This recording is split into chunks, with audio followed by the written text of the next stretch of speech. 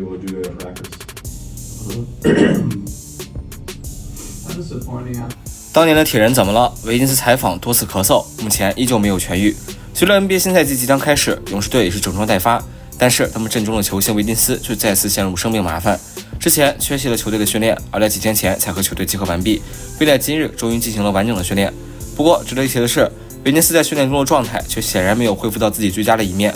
我们可以看出他的速率相比之前明显慢了不少，甚至投篮也有点踉跄。而在赛后接受采访中，我们可以发现维金斯多次咳嗽，还有吸鼻子的动作，看得出来依旧饱受流感问题影响。而要知道，嘴哥现在病殃殃的样子，显然和之前球迷对他铁人的印象不符。要知道，维金斯森林狼时期可是以铁人闻名，生涯前4个赛季只缺席1场比赛，加上嘴哥打球不出汗的特点，球迷也戏称他是养生打法，杯子里泡的不是加德乐，而是枸杞茶。前4个赛季唯一1场缺席的原因就是开水烫到嘴了。但是在来了勇士之后，维金斯缺席次数却相当频繁，其中很大一部分原因是因为照顾生病的父亲。而之前坊间传闻维金斯为救治父亲捐献骨髓，虽然后来被辟谣，但是结合嘴哥目前的样子，不得不让人浮想联翩。